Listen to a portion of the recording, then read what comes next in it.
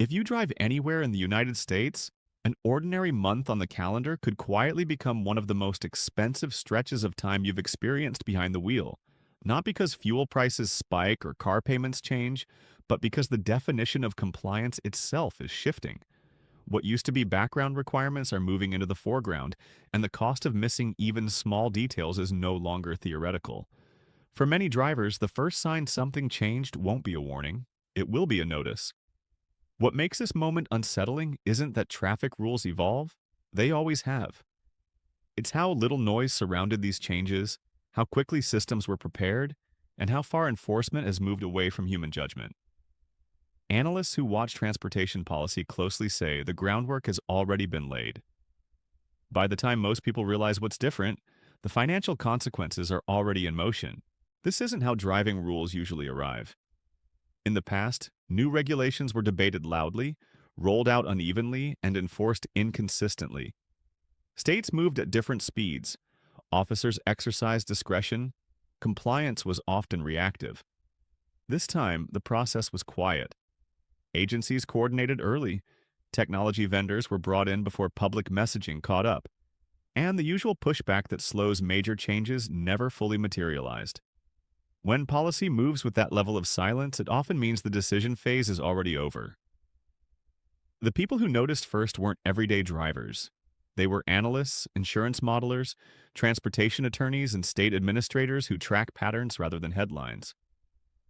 Several described the same thing: multiple systems being updated at once, budgets shifting toward automated enforcement, and data sharing agreements expanding quietly. None of that happens without a clear target date. The narrator here isn't a whistleblower or an activist. It's the perspective of someone who spent years watching how regulatory shifts translate into real-world costs. What made this period stand out wasn't a single rule change. It was how many moving parts aligned at the same time. When DMVs adjust back-end systems, insurers recalibrate risk, and enforcement agencies invest in monitoring tools before public announcements, it signals preparation, not experimentation. That timeline matters because the date analysts keep circling is February 2026. Internally, officials have referred to it as an activation window. That language matters. Activation doesn't mean testing. It means systems are live. It means enforcement begins as designed, not gradually. And once activation happens, there's rarely a built-in learning curve for the public. Compliance is measured from day one. According to people familiar with the rollout, February wasn't chosen for convenience. It aligns federal databases, state enforcement software, and verification networks that had been upgraded in parallel. By that point, the technical barriers disappear. What remains is enforcement at scale. Not sporadic stops or selective checks, but continuous verification that operates whether an officer is present or not. The core of this shift is a set of rules that don't feel dramatic on their own, but become expensive when automated. The first focuses on vehicle data systems that most drivers never think about. Newer vehicles contain event data recorders designed to log how a car is operating. Historically, these systems sat in the background, relevant mainly after serious crashes. Analysts say that's changing.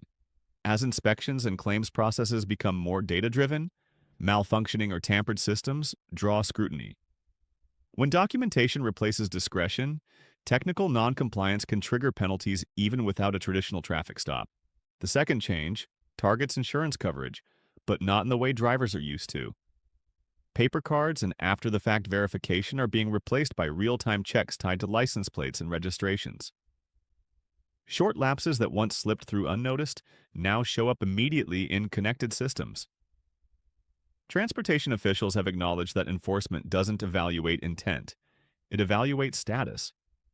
If coverage isn't active at the moment of verification, the system records a violation.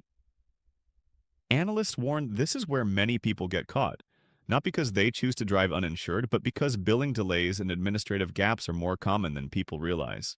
Another area drawing attention is distracted driving enforcement.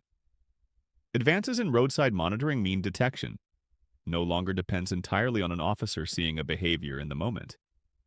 Fixed systems can now flag patterns associated with active phone use inside moving vehicles. Officials frame this as a safety upgrade, but the enforcement effect is broader. Once detection becomes automated, tolerance for quick glances disappears.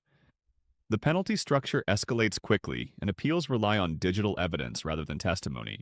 Speed enforcement is also evolving in a way that changes long-standing habits. Average speed monitoring, already used in limited zones, is expanding along major corridors. Instead of capturing a single moment, systems calculate speed over distance. Slowing down near a camera doesn't matter if the overall average remains above the limit. For drivers who commute long distances, small, consistent overages can generate repeated violations without any single dramatic incident. Emissions compliance rounds out the picture. Rather than relying solely on scheduled inspections, roadside sensing technology allows vehicles to be evaluated passively as they travel. Analysts say this shifts responsibility sharply onto owners of older or modified vehicles. Once a vehicle is flagged, deadlines and daily penalties can begin accumulating. What used to be an occasional inconvenience becomes a time-sensitive financial obligation. The impact of these changes isn't evenly distributed. Drivers with newer vehicles, stable insurance, and flexible budgets are less exposed. Those relying on older cars, juggling monthly expenses, or driving for work face higher risk. Small issues compound. A repair delay affects registration. Registration problems affect insurance. Insurance changes affect legal driving status. None of these steps are dramatic on their own, but automation compresses the timeline between them. Zooming out, analysts describe this as a philosophical shift in enforcement.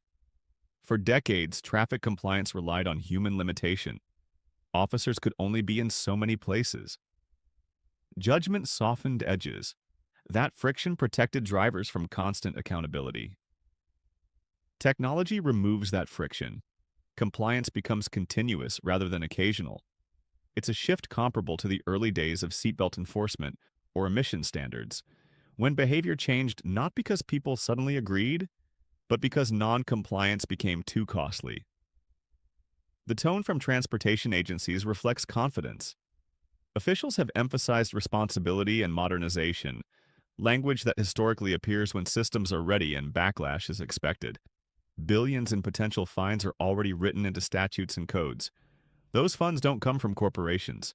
They come from individuals who assume old habits still apply. The closing reality is calm but firm. Nothing here relies on panic. It relies on timing. Drivers who understand how enforcement has changed have room to adjust. Those who wait often learn through penalties that arrive without conversation or discretion. February 2026 isn't just another update. It's a dividing line between casual compliance and constant verification. Awareness before that line determines cost after it.